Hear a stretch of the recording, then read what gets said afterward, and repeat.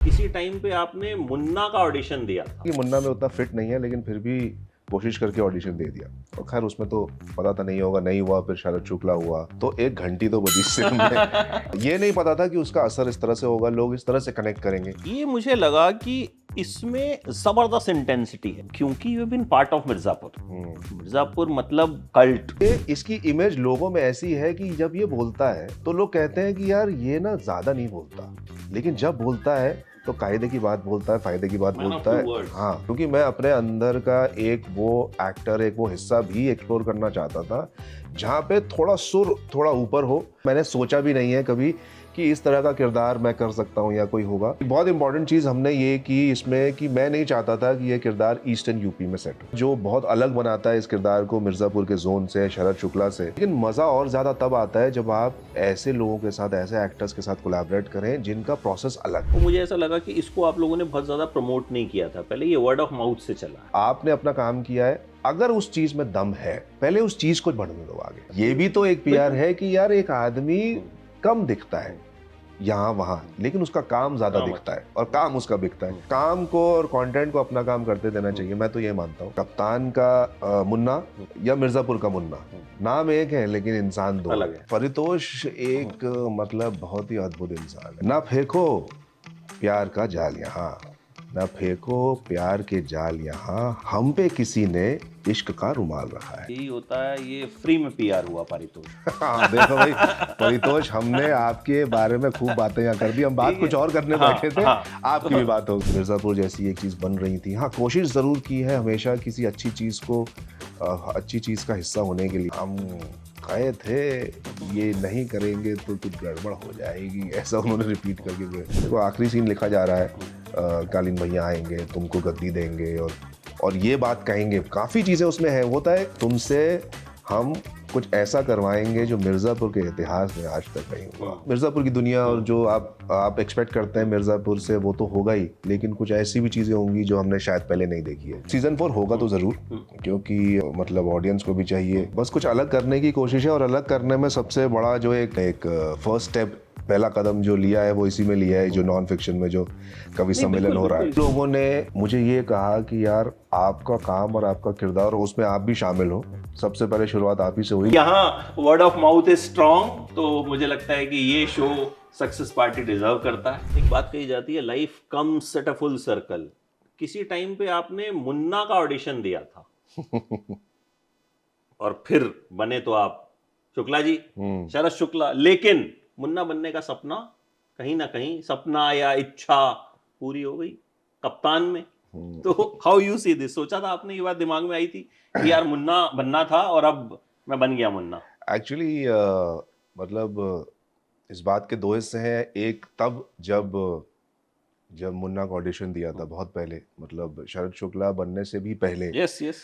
और तब उसकी वजह ये थी कि हमेशा से ये रहता है कि किसी भी अच्छे प्रोजेक्ट के साथ जुड़ने की इच्छा रहती है। तो जब मिर्ज़ापुर लिखा जा रहा था या जब वो बन रहा था, कास्टिंग हो रही थी, तो कुछ लोगों से पता चला कि ऐसा एक शो बन रहा है, तो बड़ी इच्छा हुई। तो लगा यार जो रोल मिले उसमें कर लेते हैं। तो ये पता था कि मुन्ना में उतना फिट नहीं है, लेकिन फिर भी कोशिश करके ऑडिशन दे दिया। और खैर उसमें तो पता था नहीं होगा, नहीं हुआ, फिर शरद शुक्ला हुआ, बड़ा इंटरेस्टिंग तरीके से उसको किया और फिर भूल गए थे। लेकिन देन कट टू जब कप्तान आया, तो कप्तान जब ऑफर हुआ और मैंने पढ़ा, पूरा कैरेक्टर पता चला, और फिर जब उन्होंने कहा कि नाम है किरदार का मुन्ना, तो 1 घंटी तो बजी सिर में कि अरे। मैं देखते देखते मेरे दिमाग में ये बात चल रही थी। और हल्का सा फिर मुझे ये भी लगा कि यार मुन्ना, अच्छा ठीक है, चलो कोई बात नहीं। लेकिन हाँ, वो ये नहीं पता था कि उसका असर इस तरह से होगा, लोग इस तरह से कनेक्ट करेंगे। मतलब मैंने सोशल मीडिया पे भी बहुत सारे मैसेजेस पढ़े कि यार शरद शुक्ला मुन्ना भैया, शरद शुक्ला मुन्ना के किरदार में दिख रहे हैं। तो लेकिन किरदार बहुत अलग है, कैरेक्टर बहुत ही अलग था। ये मतलब ये तो थोड़ा ज़्यादा डार्क था, ह्यूमर है उसमें लेकिन डार्क ज़्यादा है। तो मज़ा बड़ा आया। हल्का सा झिझक भी थी, थोड़ा डर भी था, क्योंकि जिस तरीके से वो किरदार आगे बढ़ रहा था, मतलब एकदम मजाक के मूड में रहता है, हंसी ठिठोली कर रहा है और अचानक से कुछ ऐसा काम कर देता है कि दिल दहल जाए। तो मज़ा बड़ा आया। और लेकिन हाँ, एक कमाल का कनेक्शन है। मतलब आई थिंक ये मैंने तो नहीं सोचा, लेकिन कार्मिक कनेक्शन है कि कहाँ पे मुन्ना कैसे शरद शुक्ला से जुड़ के और कहाँ खुद आप मुन्ना के किरदार में। अच्छा, ये मुझे लगा कि इसमें जबरदस्त इंटेंसिटी है। जो मिर्जापुर वाला शरद शुक्ला है वो थोड़ा सोफिस्टिकेटेड है, थोड़ा पढ़ा लिखा है, ठीक है, उसको उसके पिताजी चाहते हैं गैंगस्टर बन जाए। वो जो हरकतें भी दिखाता है वो थोड़े पढ़े लिखे गैंगस्टर्स वाली दिखाता है, बट ये एकदम देसी, मतलब जो कहीं ना कहीं मिर्जापुर के गुड्डू भैया हो गए या मिर्जापुर के मुन्ना भैया हो गए, ये उस लेवल का है। रेंज वाला या उस लेवल वाला है। करेक्ट। तो आपको जब परफॉर्म करते हुए, मतलब मैंने नहीं सोचा था कि आपको, क्योंकि आपकी जो पर्सनैलिटी है गुड बॉय वाली पर्सनैलिटी है ना, तो कि आप इतनी इंटेंसिटी पर्दे पे दिखाओगे और आप पे वो सूट करेगी। तो व्हेन यू सॉ इट, एक तो खुद को कैसा लगा कि हाँ यार, मैं क्या इतना, क्या कहूँ, क्रूर और कर सकता हूँ। हाँ हाँ, वो दिख रहा हूँ और कैसा लग रहा हूँ। और दूसरा, जब ये परफॉर्म किया तो क्योंकि you been part of Mirzapur, Mirzapur मतलब कल्ट, जो भी सीरीज आती है, मैंने ये वाली भी आई तो मैंने लिखा मिर्जापुर जैसी सीरीज, और ये मैंने नहीं, ये मुझे लोगों ने कमेंट की कि सर वो मिर्जापुर जैसी एक सीरीज आई, आपने देखी क्या? ठीक है, तो तब जाके फिर मैंने देखी कि कई बार क्या होता है, हमारे पास बड़े सारे मैसेजेस आते हैं, तो आपको लगता है यार कोई चीज आई है, देखनी चाहिए। तो ये किरदार निभाते हुए आप कहीं मिर्जापुर के रेफरेंसेस आए, या फिर खुद को जब देखा, दो क्वेश्चन है इसमें एक साथ, तो लगा कि यार मैं कर सकता हूँ यार, ये मुन्ना भी कर लेता तो मजा आता।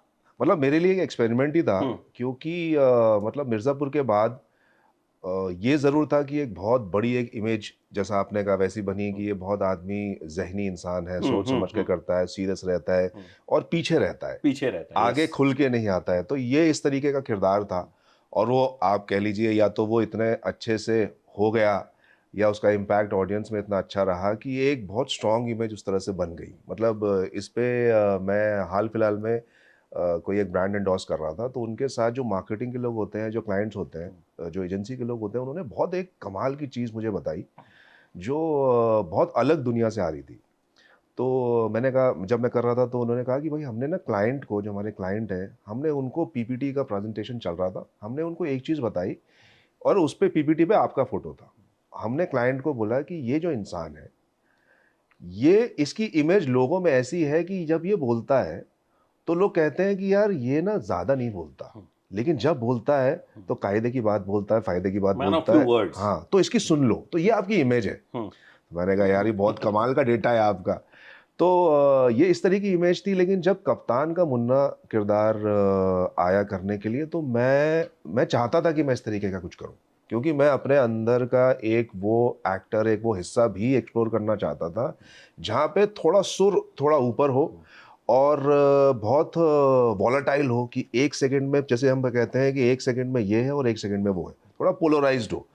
तो मैं चाहता था इस तरीके का कुछ करना, रादर कुछ चीज़ें नहीं थी किरदार में जो मैंने डाली। जैसे मैंने सोचा कि यार इसमें ना एक ह्यूमर होना चाहिए, वैसे उसकी वन लाइनर ये थी कि लोगों को जब इसको देखें तो हल्का सा एक डर लगना चाहिए उससे। तो मैंने कहा कि अगर डर लगना चाहिए तो फिर उसको अनप्रेडिक्टेबल होना पड़ेगा, कि वो बैठे-बैठे बात कर रहा है, मज़ाक कर रहा है और रीज़न आउट कर रहा है कि अरे भैया हमने क्या कहा, हम तो बड़ा हाथ जोड़ के आपके सामने आए और हाथ जोड़ के कह रहे हैं कि ज़मीन दे दो और अपना पैसा ले लो। अब आप कह ही नहीं रहे हैं, वहाँ से ज़मीन जा रही थी, करेक्ट हाईवे, लेकिन मैंने यहाँ मोड़ दिया। अब मोड़ने के बाद अगर ज़मीनें आपकी आ रही हैं वहाँ पे, तो भी मेरी गलती तो नहीं है, आपकी है। तो इस तरीके से वो एक लॉजिकल बात गलत कर रहा है, लेकिन उसमें लॉजिक उसका इतना स्ट्रांग है कि सुनने वाले को लगता है हाँ यार ये बात तो सही कह रहा है। तो वो एक लेयर मैं चाहता था कि मैं इसमें लेके आऊँ, और ह्यूमर जैसे उसमें, और जिस तरीके का वो इंटेंस आदमी है, मतलब एक सेकंड के लिए मुझे लगा ज़रूर था जब मैं कर रहा था कि यार ये थोड़ा और ज़्यादा डार्क हो रहा है, उतना जाऊँ क्या? क्योंकि मैं ऑब्वियसली उससे उतना ज़्यादा जस्टिफाई और रिलेट नहीं कर पा रहा था कैरेक्टर से, लेकिन मैंने कहा कि नहीं यार, यही एक चैलेंज है कि मैं इस हद तक, यहाँ तक ये जो भी काम कर रहा है, जिस तरीके का किरदार है, मैं यहाँ तक तो इससे रिलेट कर रहा हूँ, इसके आगे अंधा कुआं है, मैंने सोचा भी नहीं है कभी कि इस तरह का किरदार मैं कर सकता हूँ या कोई होगा। लेकिन अब ये एक लीप ऑफ फेथ है, यहाँ से एक जंप मारना पड़ेगा और उसको अंत तक, जहाँ तक वो है, किरदार का एक आखिरी जो सुर जहाँ तक है, सिरा, वहाँ तक जाना है। तो फिर मैं आगे बढ़ा और उसकी काफ़ी चीज़ें फिर क्लियर होते गई। फिर मैंने कहा अब रुकना नहीं है, जो चीज़ें चाहिए किरदार को करने के लिए वहाँ आगे बढ़ेंगे और करेंगे। तो मेरे लिए भी एक एक्सपेरिमेंट ही था, और जब वो हुआ करने में मज़ा आया। हर दिन जब वो एक सीन करता था तो उसमें लगता था कि अरे यार ये एक लेयर कर लें। एक बहुत इंपॉर्टेंट चीज़ हमने ये की इसमें कि मैं नहीं चाहता था कि ये किरदार ईस्टर्न यूपी में सेट हो, ओके। क्योंकि मिर्ज़ापुर की पूरी दुनिया ईस्टर्न यूपी में सेट है और बहुत अलग तरीके की वहाँ की लैंग्वेज और डिक्शन है। इसको हमने सेट किया है वेस्टर्न यूपी में, गाज़ियाबाद, मुजफ्फरनगर, थोड़ी खड़ी बोलियाँ वहाँ पे। तो वो एक ज़रूरत उतनी नहीं थी, लेकिन राइटर्स का ये कहना था कि आप कर लेंगे तो अच्छा होगा। मैंने कहा नहीं, मैं करूँगा, और बाकायदा इसमें मतलब तालीम ली जाएगी, इसको सीखा जाएगा और फिर मैं करूँगा। तो वो एक चीज़ था जो बहुत अलग बनाता है इस किरदार को मिर्ज़ापुर के ज़ोन से, शरद शुक्ला से। और मतलब करने में जितना मज़ा आ रहा था, क्या होता है कि आप करते हो, लेकिन सबसे इम्पोर्टेंट होता है कि ये चीज़ सामने कैसे आ रही है। तो जब करने के बाद आप या हमारी जनता जो देख रही है उसको वो चीज़ पसंद आती है, तो लगता है कि नहीं नहीं, जो आपने चॉइसेस ली हैं वो सही बैठी है। वो सही बैठी हैं। अच्छा, इसमें साकिब के साथ आपने, और मुझे लगा कि इसमें जो दोनों प्रोटैगनिस्ट और एंटागनिस्ट दोनों बहुत स्ट्रॉन्ग थे। ठीक है, बाकी मुझे एक दो लोग थोड़े हल्के भी लगे, लेकिन जो मेन पिलर्स होते हैं एक सीरीज के, मतलब साकिब का भी मुझे लगता है मैंने ये पहला ऐसा काम देखा तो मुझे आउटस्टैंडिंग लगा। मतलब मुझे लगा यार वो बंदा इस किरदार में फिट बैठ गया, और उसे सामने जो विलन मिला, क्योंकि हीरो की हीरोगिरी तभी चमकेगी जब विलन मजबूत होगा। अगर विलन ढीला ढाला सा होगा तो फिर उसको मजा नहीं आएगा। तो साकिब के साथ कैसा रहा ओवरऑल काम करना, या एक्सपीरियंस अगर मैं पूछूं? साकिब के साथ अच्छा ही रहा। मैं पहली बार ही मिला हूँ उससे, और साकिब क्या है कि एक अलग दुनिया से आता है। मज़ा तब आता है जैसे मिर्ज़ापुर में जितने भी सारे तो नहीं लेकिन काफ़ी लोग, जैसे पंकज जी हो गए या विजय हो गया या अली हो गया, एक बहुत रिहर्स्ड क्राफ्ट और बहुत ही एक लेयर्ड दुनिया से आते हैं, जहाँ पे अलग अलग तरीके का बहुत काम कर चुके हैं, और ज़्यादातर जो उनका काम है वो प्रशंसनीय रहा है, लोगों को पसंद आया है, तो उनका एक क्राफ्ट दिखता है हमेशा। तो जब आप उन लोगों के साथ काम करते हो तो वो वही एक तरह से सुर है जो मेरा भी एक तरीका रहता है काम करने का, थिएटर वाला एक मेथड या जो भी आप उसको कह लें। तो वहाँ पे आपको पता है कि एक ही दुनिया के लोग हैं जो अलग अलग तरीके से काम कर रहे हैं, लेकिन मज़ा और ज़्यादा तब आता है जब आप ऐसे लोगों के साथ, ऐसे एक्टर्स के साथ कोलैबोरेट करें जिनका प्रोसेस अलग है। तो जैसे साकिब का प्रोसेस बहुत अलग है वो, और उसकी एक कमाल की चीज़, उसने कभी एक इंटरव्यू हम कर रहे थे, उसने बोला था, वो मानता है कि यार मैं जब आया था ना तो मुझे ज़्यादा पता नहीं था, मैं शायद उतना अच्छा काम नहीं कर पाता था क्योंकि कई चीज़ों का मुझे पता ही नहीं था, मैंने करते करते सीखा है और कई चीज़ें मुझे समझ में आने लगी। आज जब मैं स्क्रिप्ट पढ़ता हूँ तो मुझे लगता है यार कितना कुछ है स्क्रिप्ट में, और मैं ढूंढता हूँ चीज़ें। तो ये चीज़ मुझे सबसे पहले बहुत अच्छी लगी, क्योंकि ऑनेस्टी और सिंप्लिसिटी सबसे ज़्यादा आपको अट्रैक्ट करती है। लेकिन सबसे अच्छी चीज़ ये थी कि उस इंसान को कोई लोड नहीं है, बहुत ही सिंपल है, क्योंकि क्या है ना कि आपका अच्छा काम आप कितनी गहराई में जा सकते हैं वो तो इम्पोर्टेंट है ही, लेकिन उससे भी ज़्यादा ज़रूरी है कि आप कितने सिंपल तरीके से सेट पे रह के रोज़ काम करते हैं अपने को एक्टर्स के साथ और बाकी लोगों के साथ। उसमें उस आदमी का काम बहुत बढ़िया है, वो अपना काम करता है, कभी वो इंटरफेयर नहीं करेगा, वो अपना अपना उसको एक लाइन पता है, वो कभी आपको ऐसी कोई चीज़ नहीं कहेगा, एक माहौल अच्छा बना के रखता है वो चीज़ें। तो इंसान बहुत अच्छा है, और अच्छे इंसानों के साथ वो अपने हिसाब से जितना भी काम कर रहे हैं, जो उनको लगता है कि किरदार में ज़रूरी है वो कर रहे हैं, वो उनको बताने के लिए डायरेक्टर है। लेकिन उनकी जो एक एनर्जी है वो ऐसी है कि आप अगर 5 पे ऑपरेट कर रहे हैं तो उनकी एनर्जी पे आप 6 या 7 पे चले जाते हैं, क्योंकि वो इंसान ऐसे है। तो बहुत अच्छा था। हमारे एक्चुअली सीन्स 2-3 ही साथ में थे, लेकिन हम ऑफ सेट काफ़ी समय सेट पे बिताते थे, कि वो काफ़ी समय सेट पे बिताते थे। वो अपना सीन करने जा रहा है, मैं आया हूँ, तो बातें होती थी, और मज़ेदार था, बहुत अलग एनर्जी थी, और मैंने बहुत एंजॉय किया इसको। शूट कहाँ हुआ है? बरेली। अच्छा, पूरा बरेली में हुआ है, क्योंकि हमारे जो डायरेक्टर हैं उनको ये था कि यार लखनऊ या दिल्ली या गुड़गांव या इस तरीके के जो शहर हैं काफ़ी हाल फिलहाल में एक्सपोज काफ़ी हुए हैं, वहाँ पे काफ़ी कुछ शूट हुआ है। तो मैं एक अलग तरीके का एक टेरेन चाहता हूँ जहाँ पे खेत और ओपन एक रॉनेस दिखे, तो इसलिए उन्होंने बरेली में जाके रेकी की, और बरेली में ये सारी चीज़ें उन्होंने ढूंढी, और बरेली पे ही उनका बहुत जोर था। मतलब उनको लोगों ने कहा कि यार आप लखनऊ में कर लो, क्योंकि वहाँ पे लोकेशंस बहुत हैं, पता है आसान है, लेकिन उन्होंने कहा कि नहीं बरेली में करते हैं, जो कि मुझे लगता है, और मुश्किल था बरेली में शूट करना, क्योंकि हम गर्मियों में शूट कर रहे थे, और बरेली में अभी बहुत ज़्यादा शूट नहीं होता है, तो प्रोडक्शन वाइज चीज़ें सारी सॉर्टेड थी जितनी वो कर सकते थे, लेकिन गर्मी बहुत थी, तो आप आप एसी होने के बावजूद भी आप बहुत देर एसी में नहीं बैठ सकते हैं, क्योंकि आपको फिर गरम सर्द हो सकता है। यस। पंखे की हवा भी गर्म ही लग रही है। जो जो खेत में दूर जगह, आप खेत में, आप रियल लोकेशन पे शूट कर रहे हैं, तो खेत में है, आउट हाउस में है, तो बहुत मुश्किल था। लेकिन विजुअली जब मैंने देखा तब मुझे लगा कि हाँ, वो एक खेत दूर दूर तक जहाँ नजरें जा रही हैं, वहाँ पे एक ओपन लैंड है, फिर कुछ एक आउट हाउस टाइप चीज़ है। तो रॉनेस जो थी, जो चाहिए थी, खासकर मेरे किरदार को, क्योंकि साकिब के किरदार के लिए या बाकी लोगों के लिए इतना ज़्यादा ज़रूरी नहीं था कि वो रूटेड लगे।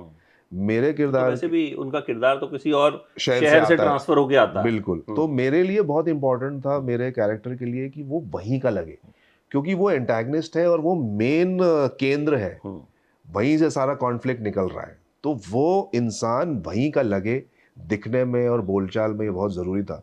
इसीलिए जैसा मैंने कहा कि डिक्शन बहुत इंपॉर्टेंट था, लुक वगैरह बहुत इंपॉर्टेंट था, तो मज़ेदार था। मतलब मैं आपको बताऊं कि अब तो खैर सीरीज आ गई है। मुझे जब आपके किरदार की डेथ होती है, मुझे ये पूरी उम्मीद थी कि वो कहीं से निकल के आ जाए। मतलब मैं एंड तक सोच रहा था कि नहीं, ये शायद आएगा कुछ, मतलब वो इम्पैक्ट उसका इतना स्ट्रांग था कि ये मर कैसे सकता है। करेक्ट। तो प्लेटफॉर्म, मतलब अमेजोन जो टीम है जो शो बना रहे थे, उनका भी जब शो रिलीज़ हुआ तो और अच्छे रिव्यूज़ आने लगे, लोगों से थोड़ा उनको फीडबैक मिलने लगा कि अच्छा चल रहा है, तो मतलब कह रहे थे वो कि अरे यार, ऐसा तो नहीं लग रहा है कि थोड़ा जल्दी मार दिया उस कैरेक्टर को, क्या करें, दोबारा लेके आए क्या, क्योंकि ऐसा तो नहीं है, हो सकता है दोबारा आ सकता है वो, क्योंकि ज़्यादा हमने दिखाया नहीं है। तो मैंने कहा यही होता है, आपका फेवरेट कैरेक्टर जब चला जाता है तो आपको लगता है दोबारा बुला ले उसे।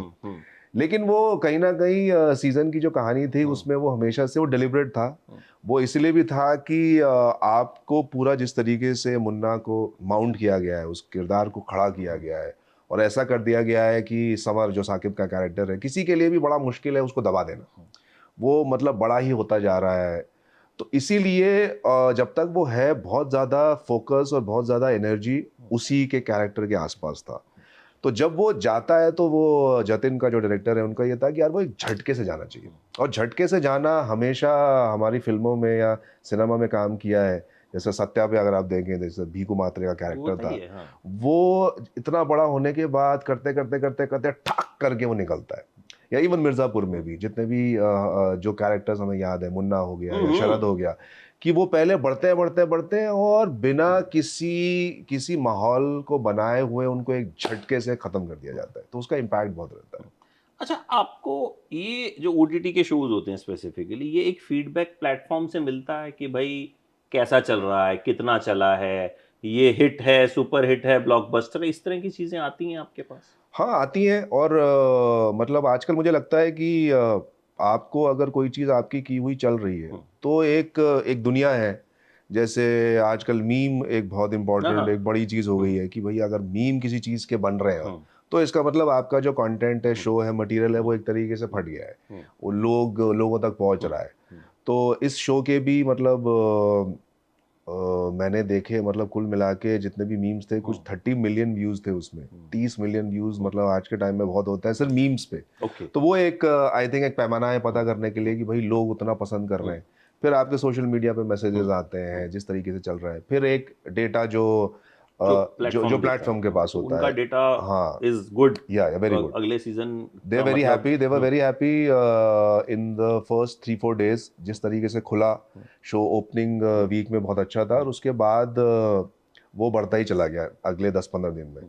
इनफैक्ट मतलब आज या कल में उनकी सक्सेस पार्टी भी वो लोग कर रहे हैं, तो हम सब होंगे वहाँ पे। तो एक तरीके से अच्छा रहा, उम्मीद से ज़्यादा रहा। जितना उन्होंने कहा, सोचा था कि यार ये ठीक ठाक रहने वाला है, उससे ज़्यादा रहा। दूसरा एक चीज़ ये होती है कि मैं शो के रिलीज़ के बाद नॉर्थ में थोड़ा घूम रहा था, कुछ काम से मैं गया था। तो जो टारगेट ऑडियंस आपकी है, उस टारगेट ऑडियंस तक मैं उनसे मिला और उनसे ये चीज़ पता चली कि उनको ये चीज़ पसंद आ रही है, वो शो देख रहे हैं। और शो सिर्फ देख रहे हैं, दो चीज़ें होती हैं। एक होता है कि जब आप कोई चीज़ शुरू करते हैं और फिर आप शायद उसको उस समय छोड़ देते हैं और कहते हैं कि मैं दोबारा देखूंगा। वो एक चीज़ आपकी व्यूअरशिप पे ऐड करती है। दूसरा होता है रिटेंशन, कि आपने कितने लोगों ने उसको शुरू किया और पूरा अंत तक देखा, तो उसका जो परसेंटेज है वो काफ़ी ज़्यादा है। तो इन सारी चीज़ों से कुल मिला के आपको ये लगता है कि कोई भी चीज़ चल रही है, उसकी बातें हो रही हैं और आप मतलब फिर इस चीज़ को इसका इत्मीनान कर सकते हैं। फिर आपका एक खुद का भी एक जजमेंट होता है कि हाँ यार, आपको जो समझ में आ रहा है, देख रहे हो, ये चीज़ थोड़ा ट्रैवल तो कर रही है। और मुझे ऐसा लगा कि इसको आप लोगों ने बहुत ज़्यादा प्रमोट नहीं किया था, पहले ये वर्ड ऑफ माउथ से चला है। मतलब ठीक है, आपने शायद एक आध दिन इंटरव्यूज़ किए थे बॉम्बे में, हाँ, जो करेक्ट। जितनी मेरी समझ कहती है कि जो एक ट्रेडिशनल तरीका होता है कि एक दिन स्टार कास्ट का टाइम लिया जाता है और 10 12 15 इंटरव्यूज करवा दिए जाते हैं, वही हुआ था। बट इसका मिर्जापुर टाइप प्रमोशन नहीं हुआ था, या इसका किसी जो इनकी एक बड़ी सीरीज होती है कि ऑल आउट जाके प्रमोट करते हैं, वो नहीं हुआ था।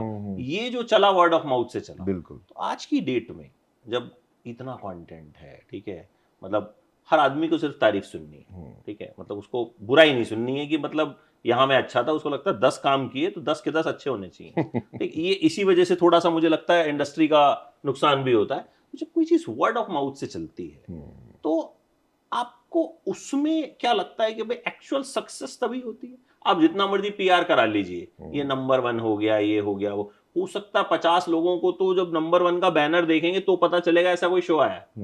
लेकिन यहाँ पे जैसे मैंने देखा, मैंने कब देखा, जब मेरे पास बहुत सारे मैसेजेस आए कि अरे आपने अब तक ये नहीं देखा, कप्तान नहीं देखा, देखो यार बढ़िया सीरीज है। तो आपको लगा कि वर्ड ऑफ माउथ ने यहाँ पर एक अच्छा काम प्ले किया। दूसरा, वर्ड ऑफ माउथ जो कर सकता है वो कोई और नहीं कर सकता।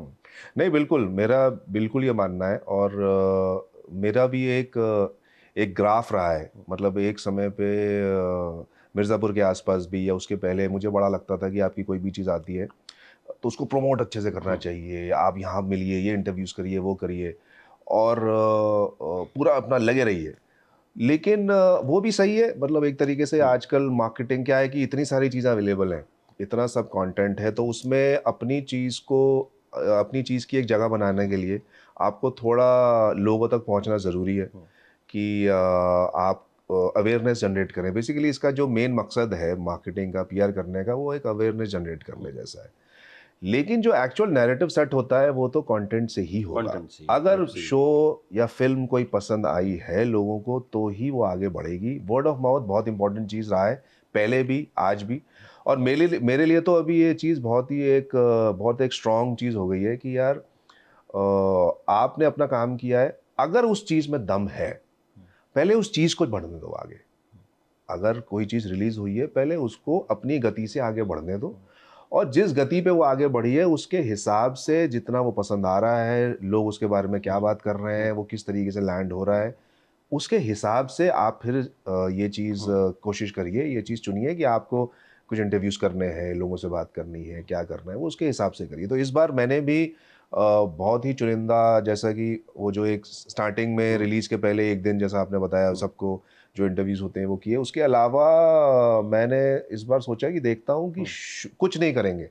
मैं किसी से बात नहीं करूँगा, कुछ नहीं करूँगा, अपना चद्दर तान के सो जाऊँगा और देखूँगा कि शो कैसा परफ़ॉर्म कर रहा है।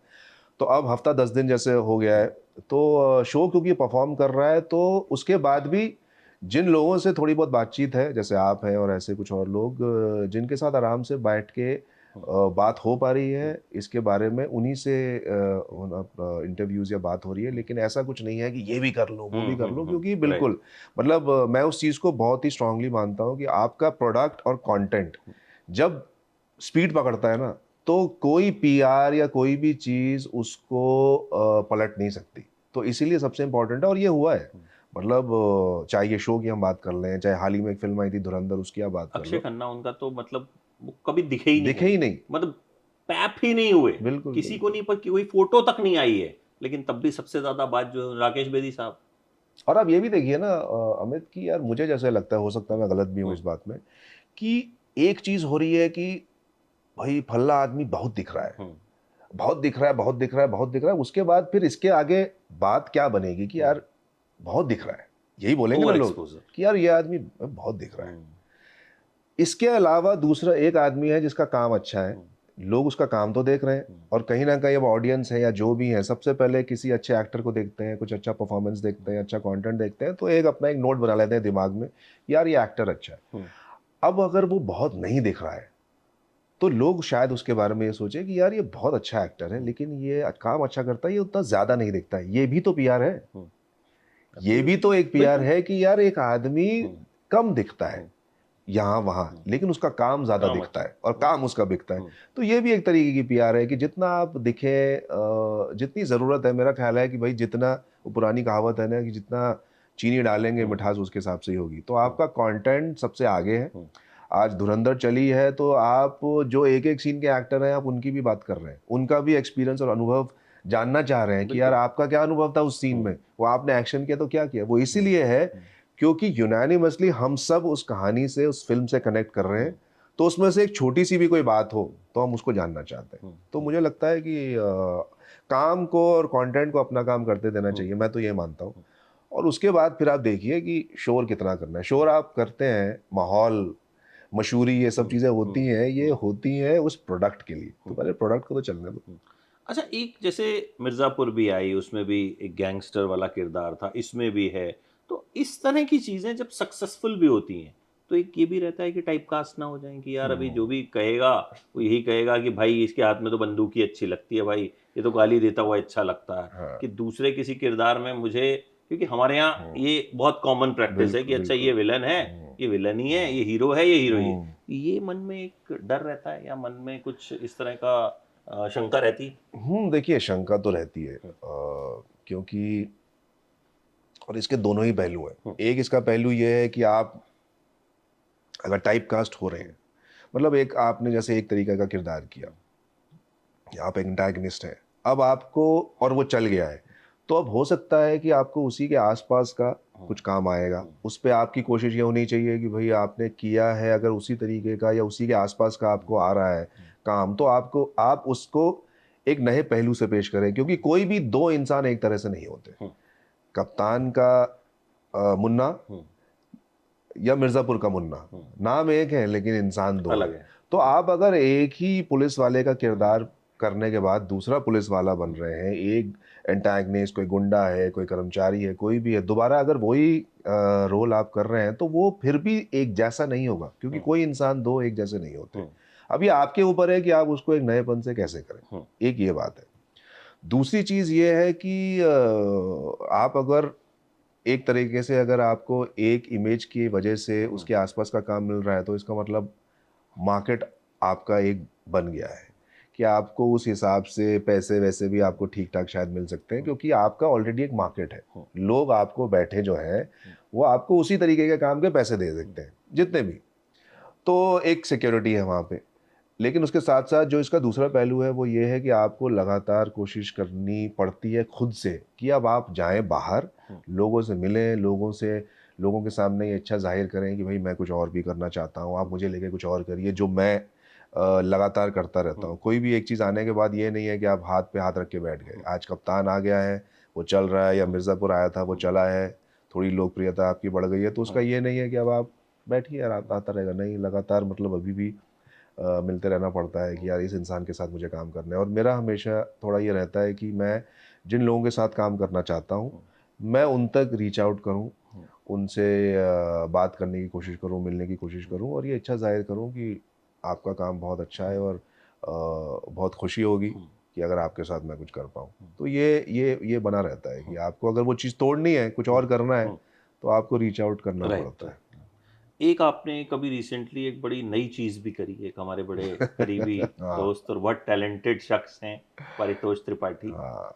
तो उनके साथ आपने एक शो शूट किया, उनका हुँ। नया शो है। हाँ, हाँ। तो उसका एक्सपीरियंस बताइए कि अरे! परितोष की एनर्जी और उनका जो तरीका है, हाज़िर-जवाबी है, वो सब बहुत कमाल है। परितोष हुँ, एक मतलब बहुत ही अद्भुत इंसान है। मतलब ये सिर्फ़ मैं कहने के लिए नहीं हुँ, कह रहा हूँ।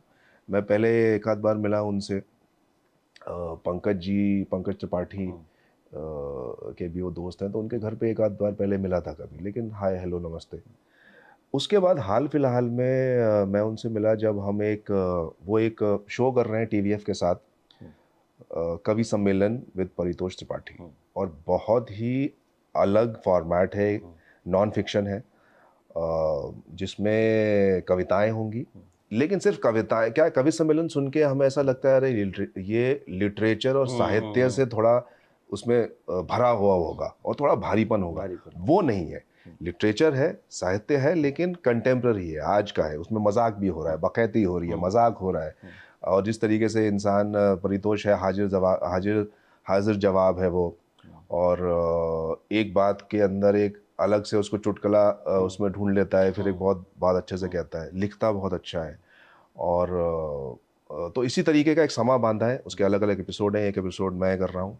मेरा उनके साथ ये था कि भाई जब उन्होंने कहा कि हम आपके साथ एक करना चाहते हैं एपिसोड, तो मैंने कहा देखो अगर आप मुझे बुला रहे हैं तो आप मुझे अच्छे से यूज़ करिए, फिर मैं आऊँगा और मैं बाकायदा जो भी आपका फॉर्मेट है, कविताएं हैं तो मैं कविताएं पढ़ूंगा, और फिर हमारी एक जुगलबंदी होगी, आप है मैं है, और फिर एक अच्छे से चीज़ें बनेंगी।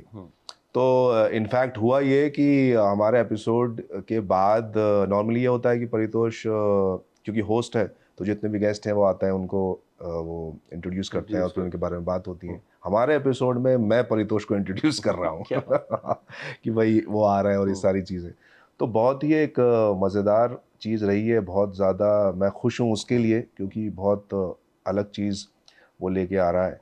और टीवीएफ के साथ, जो टीवीएफ जाना जाता है बहुत अच्छा काम करने के लिए, तो एक अलग नॉन फिक्शन में बहुत अलग चीज़ कर रहे हैं वो लोग। और बस पूरी उनको मतलब शुभकामनाएं हैं, और मज़ा बड़ा आया, और मुझे बड़ी उम्मीद है कि यार ये कुछ अलग, जब मैं कर भी रहा था तो लग रहा था ये कुछ अलग है, इसलिए मज़ा भी आ रहा था। और परितोष लिखता बहुत अच्छा है, उसकी इनफैक्ट मैं एक लिखी हुई हाँ, मैं वही कह कविता, रहा था, कुछ सुनाइए, अगर कवि सम्मेलन की बात चली है तो बिना कविता के अधूरी लगेगी। बिल्कुल। तो वैसे तो वो बहुत कुछ अलग अलग चीज़ों पे वो लिखता रहता है, लेकिन एक थोड़ा सॉफ्टर जोन में इश्क और दिल के करीब कुछ लिखा है। परेशान देख नहीं पाती वो किसी को, परेशान देख नहीं पाती वो किसी को, खराब हमने भी अपना हाल रखा है। क्या बात। खर्च करता हूँ कम नहीं होता, खर्च करता हूँ कम नहीं होता, उसकी याद का पूरा टकसाल रखा है। न फेंको प्यार का जाल यहाँ, न फेंको प्यार के जाल यहाँ, हम पे किसी ने इश्क का रुमाल रखा है। न फेंको प्यार के जाल यहाँ, हम पे किसी ने इश्क का रुमाल रखा है। अरसा हुआ चूमे नशा अब तक है, अरसा हुआ चूमे नशा अब तक है, किसने होठों पर जाम रखा है। अरे वाह। और बद्दुआएं मैं उसे दे नहीं सकता, बद्दुआएं मैं उसे दे नहीं सकता, उसने खुदा के नाम पर अपना नाम रखा है। क्या बात है। ये आपकी लिखी हुई है? नहीं, ये परितोष त्रिपाठी की लिखी हुई आपने है। पढ़ी है वहाँ? हाँ हाँ। हाँ।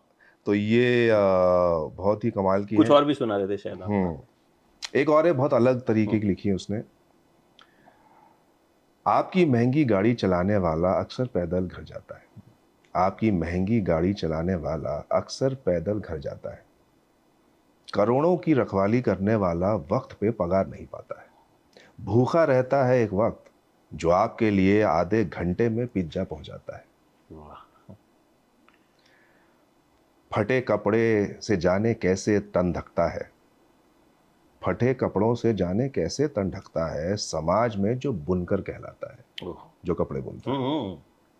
बारिश में छत टपकती है उसके घर की, जो आपके लिए बड़ी बड़ी इमारतें बनाता है, बेटी की पित्तल की बालियां नहीं दे पाता, बेटी को पित्तल की बालियां नहीं दे पाता, जो खुद को सोने की खान में तपाता है। हर मुसीबत में वो सड़क पर आ जाता है, क्या इसी दिन के लिए वो सड़कें बनाता है। चलो 4 रोटी बनाते हैं, 2 जरूरतमंद को दे आते हैं, जिसने हमारे घर बनाए थे कल।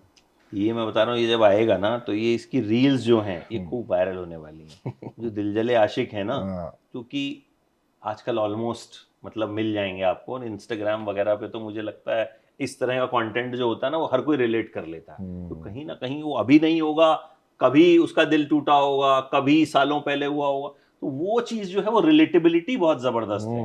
तो ये आपका वाला एपिसोड कब आने वाला? ये आई थिंक 24 तारीख को इनका पहला एपिसोड आएगा, और अगर मैं सही हूँ तो दूसरा एपिसोड अगले 1 हफ्ते बाद वो मेरा होगा। तो आई थिंक 1 तारीख के आसपास वो आएगा, और उम्मीद है कि धमाल हो, मजा आए, लोगों को कुछ अलग देखने को मिलेगा। तो यही होता है, ये फ्री में पीआर हुआ पारितोष। हाँ देखो भाई, परितोष, हमने आपके बारे में खूब बातें यहाँ कर दी, हम बात ठीक कुछ है। और करने बैठे हाँ थे, हाँ। आपकी भी बात हो तो गई। यही होता है ना कंटेंट की पावर, जो हाँ। हम वर्ड ऑफ माउथ, हम्म, जो हम जो बात कर रहे थे, तो वही होती है। फिर आप वैसे जितना मर्जी करवा लीजिए, लेकिन जो खुद से होगा वो एक अलग होता है। अच्छा, अब जब आप अपनी जर्नी को देखते हैं, जब मकरंद देशपांडे के साथ थिएटर व्हेन यू स्टार्टेड, तब से लेके अब तक क्या लगता है कि कितना हासिल किया और कितना सेटिस्फेक्शन मिला? और हासिल करना, एक्चुअली मुझे लगता है कि हासिल करना ना, जब आप पीछे मुड़ के देखते हैं तब लगता है। वो एक हाइंडसाइट की एक फीलिंग है कि यार, जब आप करते हुए चलते हो तो आप कर रहे हो, आप सब्जेक्टिव हो, आप काम कर रहे हो, आपको लग रहा है जो मिल रहा है उसको बेस्ट करने की कोशिश करते हो और आगे बढ़ जाते हो। और फिर पीछे मुड़ के देखते हो तो आज कप्तान किया हुआ या मिर्ज़ापुर किया हुआ लगता है कि हाँ यार, ऐसी कुछ चीज़ें की थी जो अलग करने की कोशिश की और सही तरह से लोगों को पसंद भी आई। लेकिन जब वो कर रहे थे तो तब नहीं पता था कि इसका अंजाम क्या होगा, ये पसंद आएगा भी कि नहीं, ये रिलीज़ होगा, कब होगा, कैसे होगा, क्या होगा, तो तब नहीं पता होता है।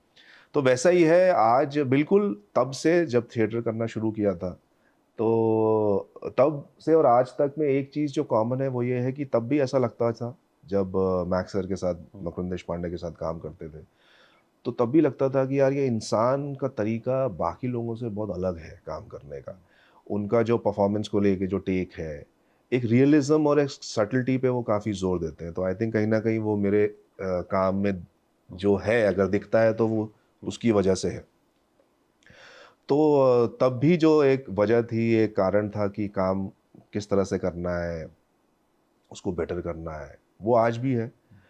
और हाँ, मतलब मैं ये कहूँगा कि पता नहीं मैंने कितना किया है, वही है। मुझे लगता है कि आप कितना करते हैं वो आपके बस में नहीं है, चीज़ें हो जाती हैं।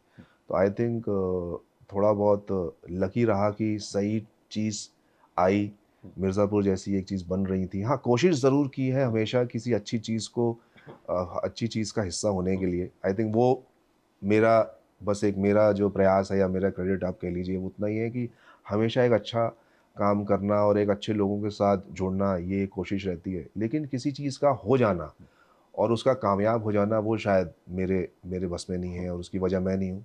उसकी वजह भगवान है, उसकी वजह डेस्टिनी है, किस्मत है, और एक वो सारे लोग हैं जिनकी वजह से वो एक चीज़ बनी। तो बिल्कुल ये है कि ऐसा लगता है कि थोड़ा फासला तय किया है, लेकिन फिर भी लगता है कि एक बहुत फासला है जो अभी भी अभी तय तो करना है। शुरुआत है, मुझे शुरुआत लगता है है। कि अभी तो शुरुआत ही हाँ, कही जाएगी। बिल्कुल। तो मैक्स सर से अब बातचीत होती है कभी, हाँ, मैं कि उनसे, कुछ फीडबैक मिलता है अपने काम को लेके? मिर्जापुर के बाद मिला या कप्तान के बाद मिला हो? तो मिर्ज़ापुर के बाद तो हम लोग मिले भी थे हम्म, और चर्चा भी हुई कि वो यही बोलते हैं, तब मिर्ज़ापुर के समय भी उन्होंने यही बोला था कि उनका बहुत अंदाज़ अलग है बोलने का। तो वो बोलते हैं कि भाई बहुत काम में सहजता दिखती है। अब पूर्ण रूप से तुम अभिनेता हो चुके हो। अच्छा। ये उनका फीडबैक आया था मिर्ज़ापुर में कि तुम्हारे अंदर वो चीज़ें अब दिखती हैं जो एक अभिनेता में होनी चाहिए।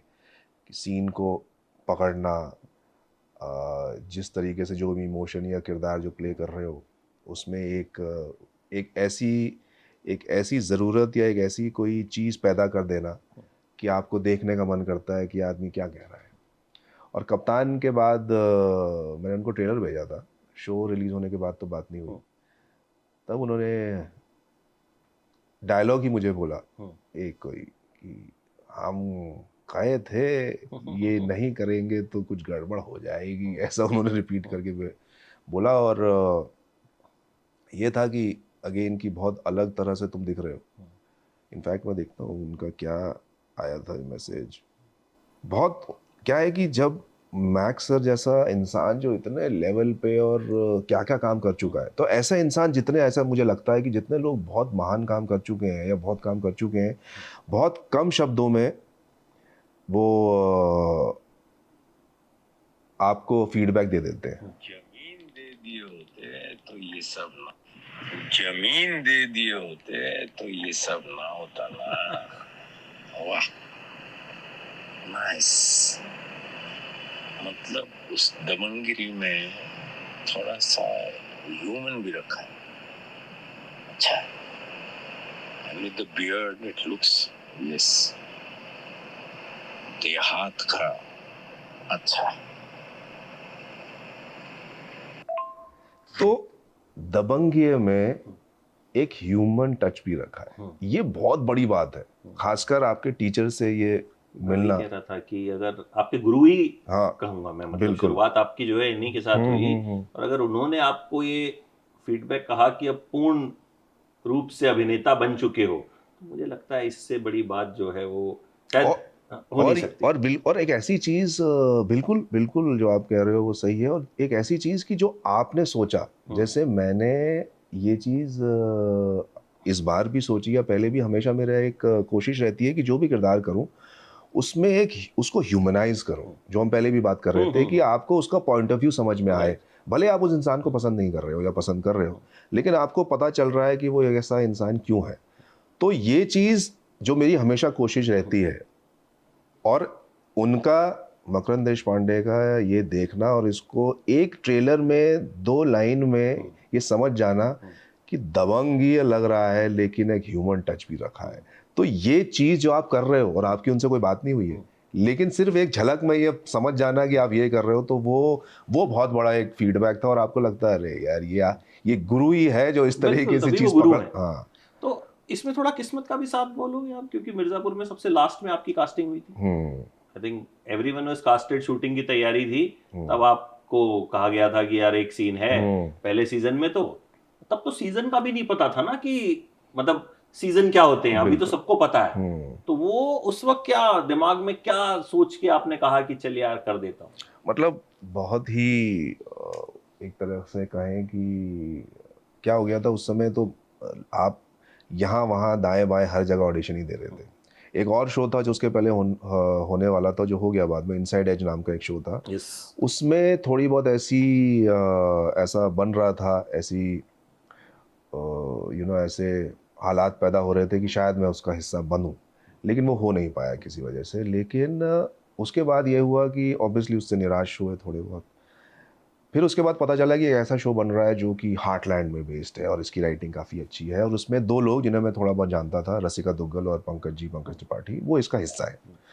तो बड़ी कोशिश हुई, बड़ा मन था, बड़ी इच्छा हुई कि इसका हिस्सा बने, और फिर मुन्ना का ऑडिशन, ये सारी चीज़ें हुई. उसके बाद जब बता दिया गया कि भाई नहीं, कुछ रोल में फिट नहीं है, कुछ रोल ऑलरेडी कास्ट हो चुके हैं, तो फिर वही कि हो गया ये. फिर उन्होंने ठीक कुछ दिन पहले, शूट से जाने से पहले, कहा कि यार एक रोल है, छोटा सा रोल है, और लेकिन अभी तो इसका कुछ नहीं है, सिर्फ एक सीन होगा सीजन 1 में, अगर कोई दूसरा सीजन बना तो शायद ये थोड़ा बड़ा दिखे. लेकिन उस समय तो जैसा आपने कहा कि भाई सीरीज और OTT ही इतना नया था, तो सीजन 2 सीजन 3 क्या होते हैं तो पता ही नहीं था.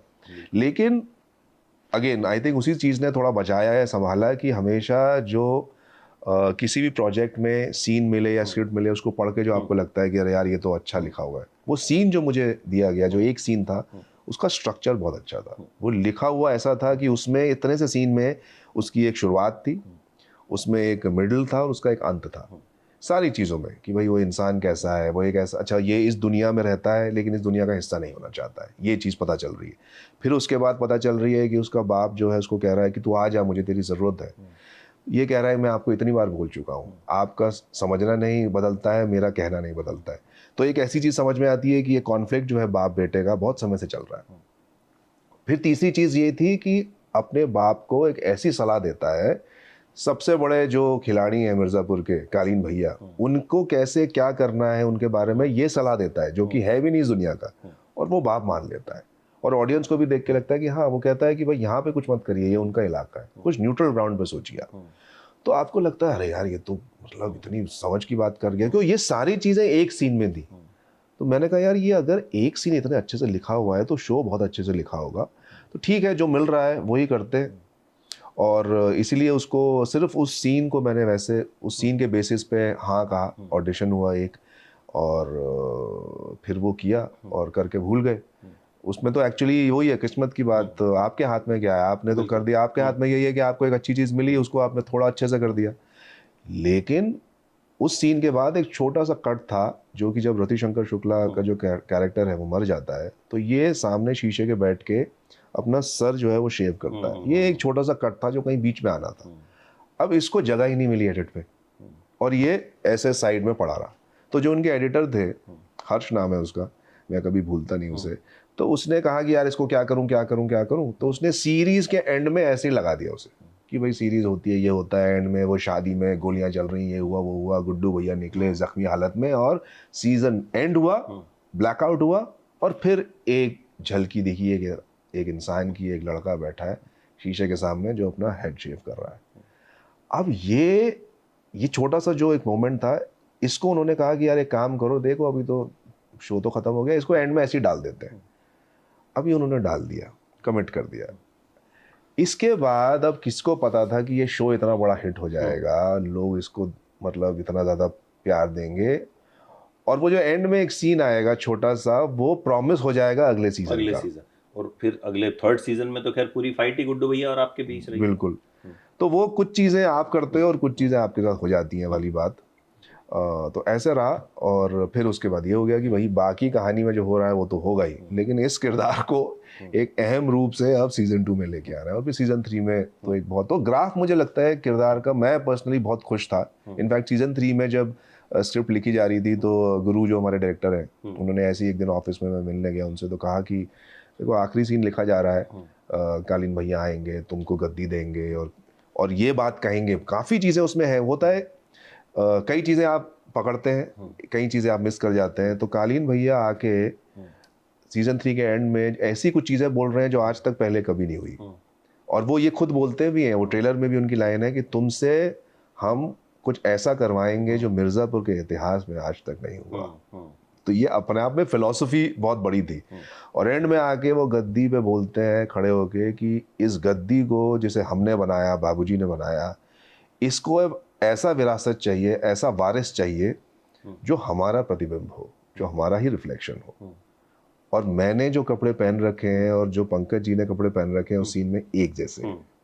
तो ये सारी चीज़ें बहुत अलग लेयर पे चल रही हैं कि जो डायलॉग है वो बोल रहा है आदमी ऐसा इंसान बनेगा, गद्दी पे बैठेगा जो मुझ जैसा ही है, जो कठोरता से अच्छे निर्णय ले और विनम्रता से दंड दे, एक ऐसा इंसान चाहिए। और मुझे लगता है कि वो इंसान शरद शुक्ला है और वो गद्दी पे बैठते हैं। सारी चीज़ें जब लिखी जा रही थी तो मुझे डायरेक्टर ने कहा कि ये सब होगा, अब इस पे काम चल रहा है, लेकिन लास्ट सीन होगा एकदम शेक्सपियरियन ट्रेजेडी की तरह कि वो बैठा होगा गद्दी पे and we will see him his last breath, वो आखिरी सांस लेगा गद्दी पे राजा की तरह बैठा होगा। मैंने कहा अरे भाई सीन जो हो, शो जो हो, पूरा सीजन जो हो, ये इमेज इतनी बड़ी है कि ये लोगों के जहन में रह जाएगी।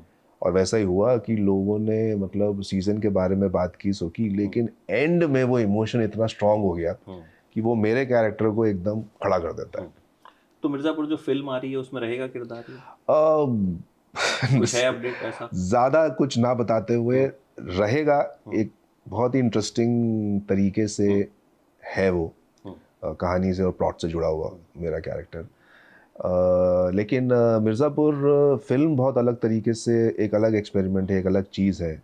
आज तक कभी ऐसा हुआ नहीं है कि किसी बहुत बड़ी सीरीज़ के ऊपर फिल्म बनी हो। उसमें कई चीज़ें होंगी, मिर्ज़ापुर की दुनिया और जो आप एक्सपेक्ट करते हैं मिर्ज़ापुर से वो तो होगा ही, लेकिन कुछ ऐसी भी चीज़ें होंगी जो हमने शायद पहले नहीं देखी है। तो बड़ा एक्साइटमेंट है और देखते हैं कैसा होगा। अगले सीजन पे कोई अपडेट कुछ? अगले सीजन को जितना मुझे पता है, खैर मेरा कोई ज़्यादा उससे अब लेना देना तो नहीं, तो लेकिन हाँ कई बार बुला भी लेते दोबारा कि मतलब उनका भूला बिसरा बेटा जो है वो निकल के आ गया कहीं से, तो वो तो इस दुनिया में तो कुछ भी हो सकता है।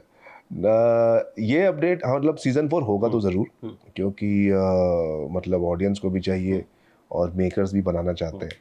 लेकिन आई थिंक ये फिल्म में अभी वो लोग बिजी हैं, एडिट वगैरह पोस्ट का काम चल रहा है, तो आई थिंक फिल्म आ जाएगी या जब पूरी हो जाएगी बन के तैयार, तो उसके बाद शायद सीज़न 4 या हो सकता है हम और आप बात कर रहे हैं, मुझे पता नहीं है, क्योंकि राइटिंग तो चल ही रही थी उसकी, तो राइटिंग पे काम चल रहा होगा और फिर उसके बाद सीज़न 4 हो गई। सीज़न 4 आना है, ये तो तय है। आपका अब आगे क्या क्या आने वाला है, लास्टली ये भी जानना चाहूँगा, क्या क्या पाइपलाइन में है जिसके बारे में बात कर सकते हैं? अभी बहुत इनिशियल है, और फिंगर्स क्रॉस्ड अगर कुछ अलग भूमिकाओं में कुछ चीज़ें हैं जो हम बात कर रहे थे, इससे अलग जो आज हमने डिस्कस किया, हाँ जो हमने डिस्कस किया, और जिस तरह का काम या जिस तरीके के दायरे में लोगों ने देखा है मुझे और जो मैंने किया है, उससे थोड़ा एक अलग तरीके की कोई एक दो चीज़ें चल रही हैं उस पर बातचीत, अगर वो हो जाए तो मैं बड़ा खुश होऊंगा कि क्योंकि वो एक अलग लाइट में और अलग दुनिया में प्रवेश रखने जैसा होगा। हाँ, लेकिन वो बहुत इनिशियल है तो उसके बारे में कुछ भी बात इसलिए मैंने पहले कहा कि जिसके बारे में बात की जा सकती, बल्कि मैं बात करना चाहूँगा एक सही समय पे उसके बारे में, क्योंकि बहुत कुछ है बात करने के लिए और बहुत अलग चीज़ है वो। बस कुछ अलग करने की कोशिश है, और अलग करने में सबसे बड़ा जो एक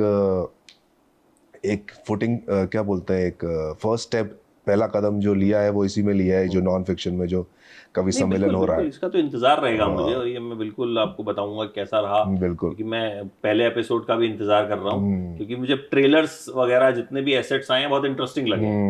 तो फिर जब हम अगली बार बैठेंगे तो मुझे लगता है कि मुन्ना और शरद शुक्ला से आगे निकलेंगे, अगले किरदार की बात करेंगे। बिल्कुल, thank you so much, thank you so much, congratulations on the success of कप्तान।